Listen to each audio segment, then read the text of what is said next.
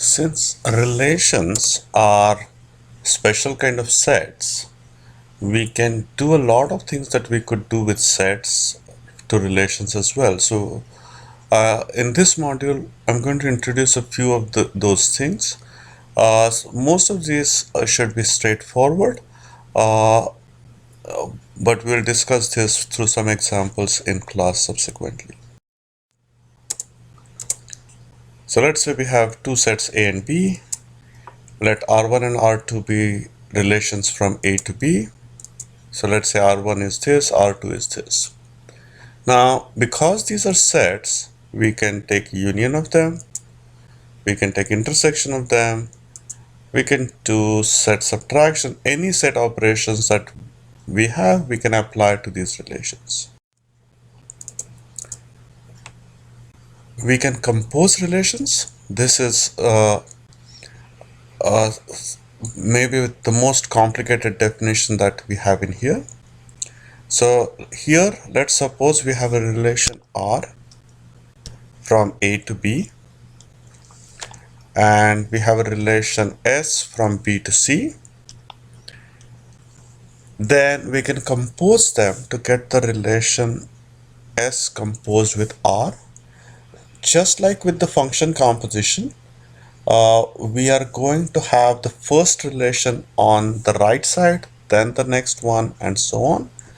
And the reason for this is because if you wanted to know where this particular element X in set A goes under this relation, you will first have to apply R, then you have to apply S, and that's how we would be doing it. That's why we write the relation in this fashion.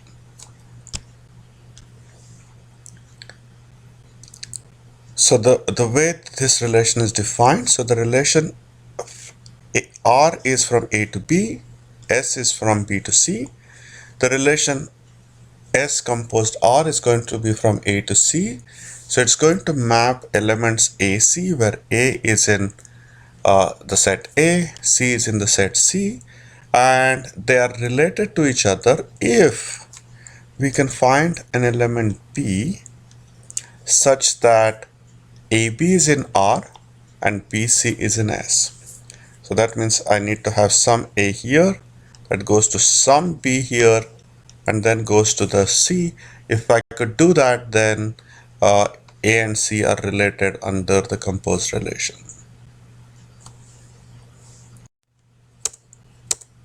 So let's look at an example. So here we have set A is 1 to 3, B is X, Y, W, Z, C is 0, 1, 2. Let's say the relation R is given like this, relation S is given like this. We want to compute S composed with R. So what we have to do, we have to first start with each pair in R. So I have 1X. To compose this with something in S, I need things that start with X, and that's the only thing I have here. And that will give me the combination as 1, 0. Then I'm going to start with 1C. I'm going to look for something that starts with C. I have C, 1. That will give me the pair 1, 1. Start with 2W. I want something that starts with W. Now I have two things. So I have to consider each one of them separately. So that's why I got 2, 1, and then 2, 2. There is one pair here, 3Z. If I combine it with this, I will get 3, 1.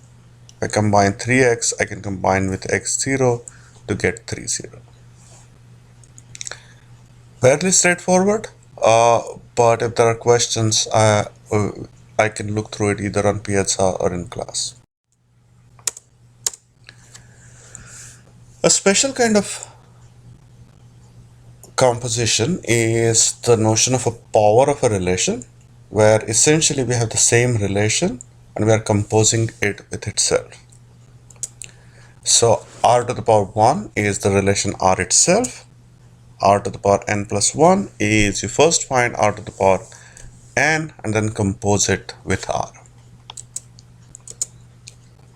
So r square is r composed with r cube is r composed with r, and so on. Let's look at an example. Let's say we have the relation 1, 2, 1, 3, 1, 4. We can ask the question, is r transitive?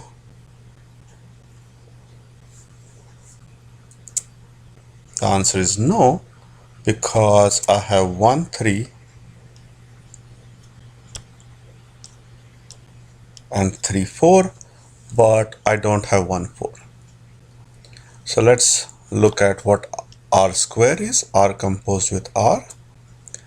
Now here I have pair 1, 2. To combine it, I need to have something that starts with 2. I don't have anything, so the pair 1, 2 cannot be combined with anything in R.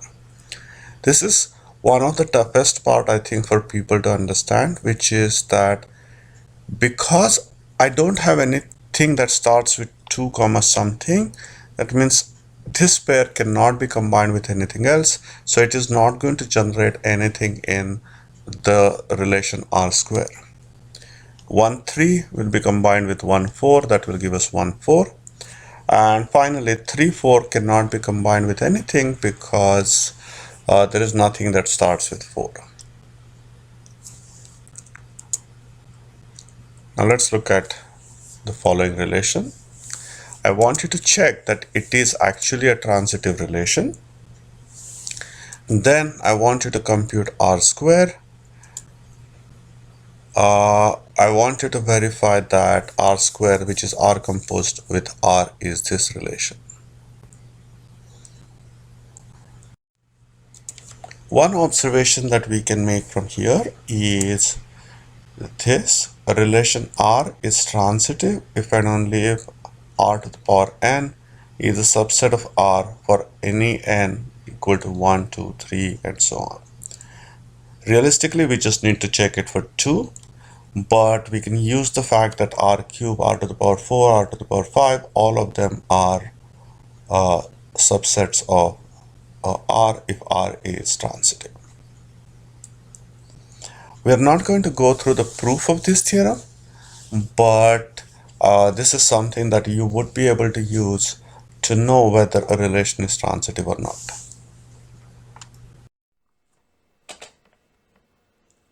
Once again, we have reached the end of the module, so please go ahead and do the review quiz. The things that we did here was powers of relations and composition of relations. This was very similar to what we saw in module 21 about composition of functions, except that we are doing this with relations instead of functions.